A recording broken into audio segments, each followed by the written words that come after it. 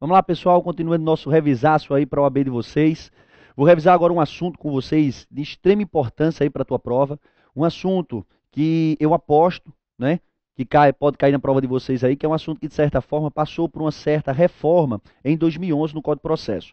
Como todos vocês devem saber, em 2011 o Código de Processo Penal passou por uma grande reforma no assunto prisões cautelares e liberdade provisória. E é esse assunto, liberdade provisória, que eu quero tratar um pouco aqui com vocês. O que é esse assunto de liberdade provisória? Vejam, a liberdade provisória é um instituto que está tratado no Código de Processo a partir do artigo 321.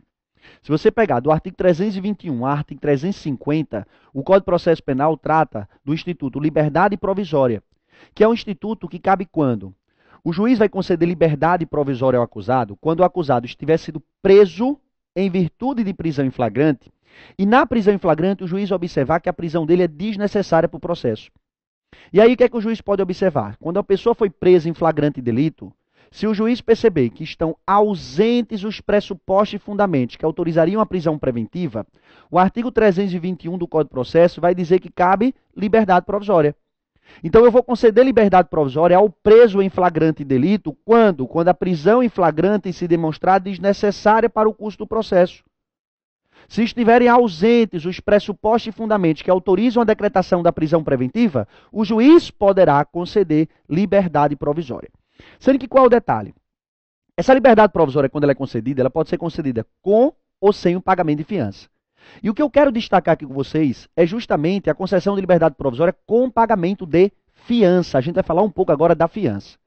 Bruno, a fiança pode ser concedida por quem no processo penal? Quem pode arbitrar a fiança para que o acusado efetue o pagamento e ganhe a liberdade? A fiança, pessoal, pode ser concedida tanto pelo juiz como pelo delegado de polícia. O delegado de polícia também pode arbitrar a fiança em algumas hipóteses. Aí você diz, vamos lá, quando é que o juiz pode arbitrar a fiança, quando é que o delegado pode? O delegado, pessoal, para eu saber se ele pode arbitrar ou não a fiança, eu vou ter que analisar a pena máxima do delito. Se a pena máxima do delito for até 4 anos, presta bem atenção aqui, até 4 anos, você resolve tudo na delegacia, você paga o valor que foi arbitrado como fiança e já ganha a sua liberdade. Então imagine que alguém foi preso em flagrante delito, beleza, foi preso. Foi encaminhado para a delegacia. O juiz pode arbitrar a fiança? Pode, se o crime tiver pena máxima até 4 anos. Se o delegado observar que o crime tem pena máxima até 4 anos, o delegado já arbitra a fiança na hora. Se você pagar o valor que foi arbitrado, você já ganha a sua liberdade provisória mediante o pagamento de fiança. Tá? Bruno, então, o delegado pode arbitrar a fiança em crimes apenados com pena máxima até 4 anos. Beleza. E o juiz, em qualquer hipótese que o delito for considerado afiançável, o juiz pode arbitrar a fiança. Qualquer hipótese. Tá? Bruno, beleza. O que é que eu preciso saber mais de fiança? Para que serve a fiança? Por que se paga um valor como fiança? O valor que você paga como fiança serve para quê? Pessoal, grava o seguinte. Ó. A fiança é uma garantia, presta atenção. A fiança é uma garantia real prestada pelo afiançado ou por uma terceira pessoa, que pode ser um terceiro que pode pagar a fiança no lugar de quem foi preso em flagrante delito. Então, a fiança é uma garantia real prestada pelo afiançado ou por uma terceira pessoa, como forma, presta atenção, de garantir que o afiançado irá cumprir com as suas obrigações no processo. Como assim? É que toda vez que você paga fiança, você paga um valor como fiança, quando você ganha a liberdade, você ganha a liberdade, mas sobre algumas condições. E o que é que acontece? Quando você paga o valor da fiança, você está pagando como garantia para o juiz e para o delegado de que aquelas obrigações a que serão impostas para você, você irá cumpri-las. Então, a fiança é uma garantia real prestada pelo afiançado ou por um terceiro como forma de garantir ao juiz e ao delegado que o afiançado irá cumprir com suas obrigações enquanto afiançado. Aí você diz, Bruno, e eu tenho que saber, para efeito de prova, quais são essas obrigações do afiançado? Tem que saber.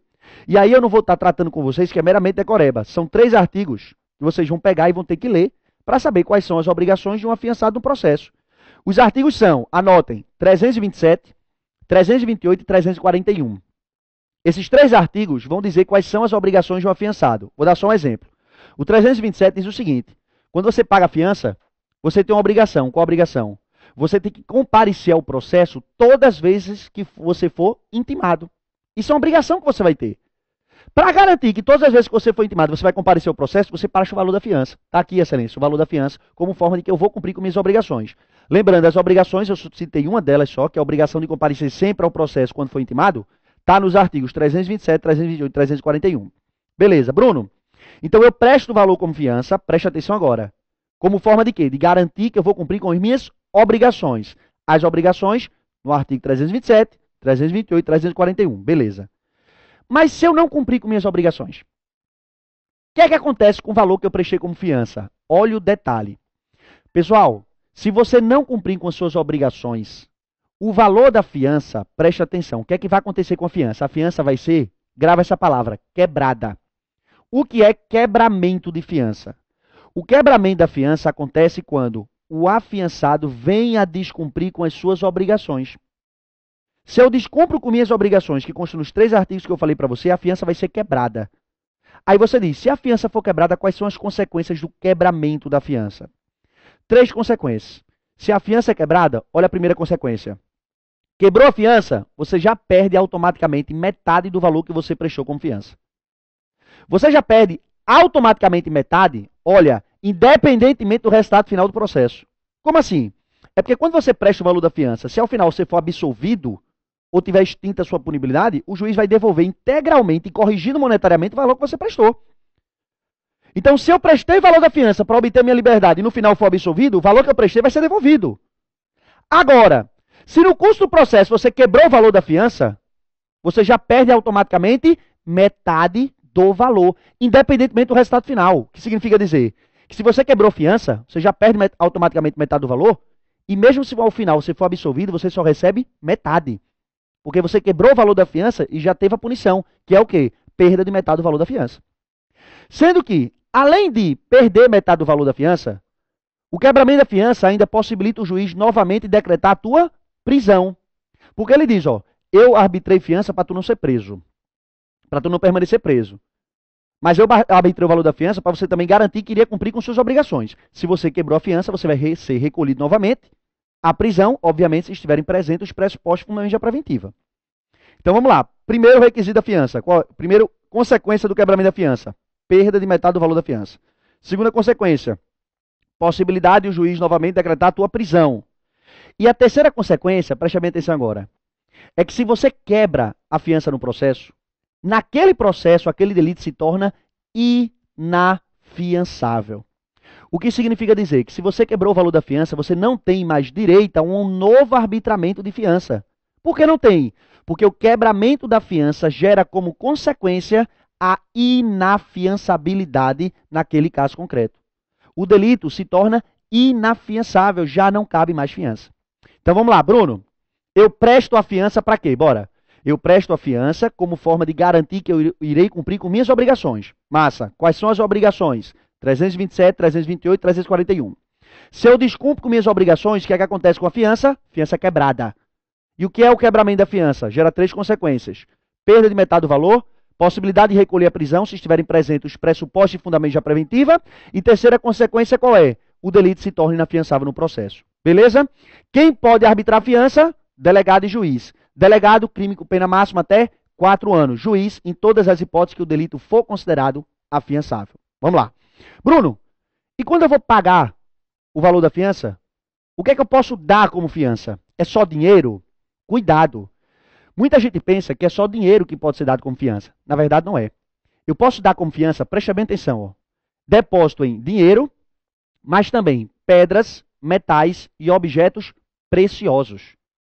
Ah, Bruno, eu posso dar pedra, metal e objetos preciosos como fiança? Posso. Obviamente, quando você prestar pedras, metais e objetos preciosos, vai ser analisado por um perito quanto vale para calcular o valor. Beleza? Mas além de dinheiro e pedras, metais e objetos preciosos, o que é que eu posso dar também como fiança? Por incrível que pareça, você pode dar títulos da dívida pública, federal, estadual, municipal e distrital. Títulos da dívida pública pode ser dado como fiança. E por fim, eu posso dar como fiança também uma hipoteca de um imóvel. Eu posso hipotecar um imóvel. Dar com aquele imóvel como fiança, colocando uma hipoteca nele. Agora diz o código, desde que seja a primeira hipoteca, a hipoteca inscrita em primeiro lugar. Então, siga aí na tua prova. O que é que pode ser dado como fiança para se obter a liberdade provisória? Né? Pode ser dado como fiança depósito em dinheiro, pedras, metais, objetos preciosos, títulos da dívida pública federal, estadual, municipal e distrital e hipoteca, desde que seja a primeira escrita no imóvel. Bruno, beleza. E qual o valor? Eu vou pagar a fiança, mas tem que ser arbitrado um valor. Qual o valor da fiança? Pessoal, os valores da fiança constam no artigo 325 do Código de Processo. 325. Eu vou colocar na lousa aqui o parâmetro e não esquece esse parâmetro que pode ser cobrado na tua prova. Bota na lousa. Ó, lousa. Bruno, como é que eu sei quais são os valores da fiança? Eu disse para vocês vão observar isso no artigo 325 do Código de Processo. Para eu saber o valor da fiança, eu tenho que olhar a pena máxima do delito. Aí olha para cá, ó, todo mundo aqui, ó, na lousa, ó.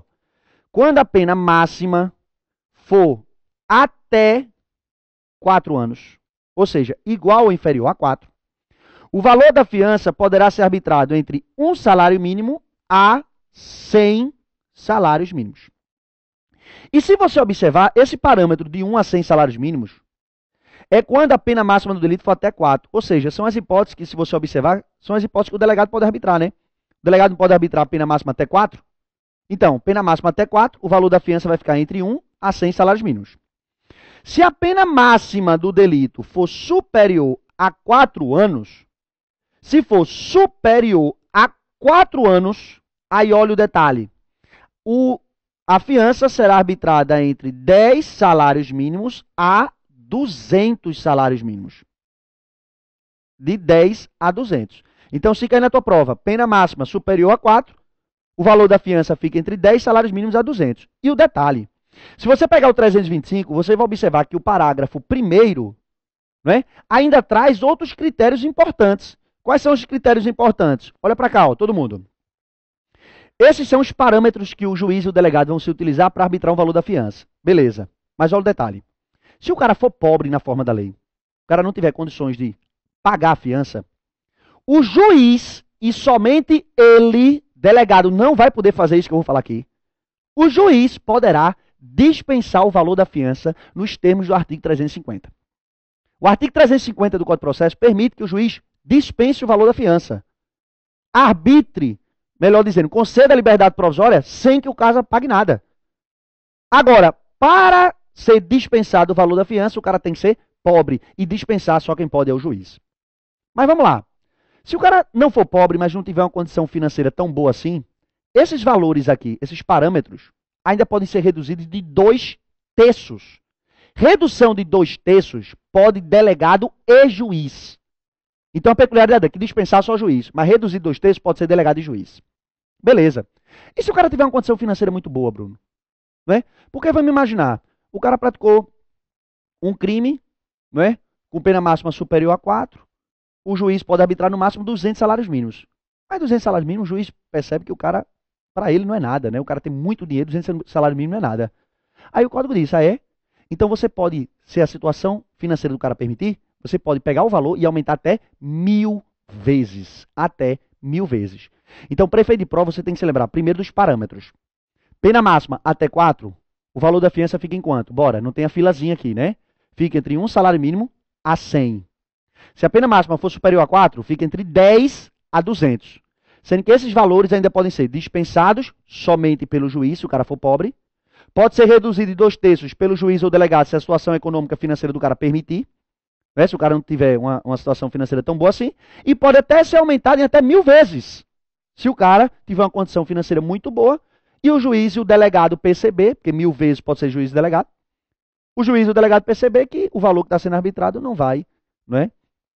Vamos dizer assim, de certa forma, ser um peso para o acusado, porque o valor da fiança, de certa forma, tem que ser um certo peso para ele saber que a prática de infrações penais não vale a pena. Tranquilo, pessoal? Então, ó, vimos aqui quem pode arbitrar a fiança, vimos para que serve a fiança, vimos o que é que acontece quando a fiança, as obrigações do afiançado é descumprida, tá? Acabamos de ver quais são os valores e os parâmetros que o juiz e o delegado vai se utilizar para fixar o valor da fiança. E para finalizar, o que é que a gente tem que se ligar? Ó? Dá uma lidinha, pessoal, nos artigos que eu vou destacar aqui para você saber cassação de fiança e reforço de fiança. Tá? Porque no revisar isso aqui não dá tempo da gente ver tudo, mas destaco aí para vocês. Ó, leitura obrigatória, vá lá, anotem. Você vai ler de forma obrigatória o artigo 339 Não, na verdade, 338 ao artigo 344. 338 ao artigo 344, que são artigos importantíssimos na tua prova. 338 a 344. Esses artigos vão falar de cassação de fiança, vai falar de reforço de fiança, quando é que a fiança pode ser reforçada. Foi arbitrada, mas foi arbitrada menor, se reforça o valor da fiança. Tá? Então, ó, vai falar de cassação de fiança, reforço de fiança e perda e quebramento de fiança. Tranquilo? Com isso, a gente encerra mais um assunto importante para a tua prova, que foi o assunto liberdade provisória mediante o pagamento de fiança. Tá? No próximo bloco, a gente revisa mais alguns assuntos importantes.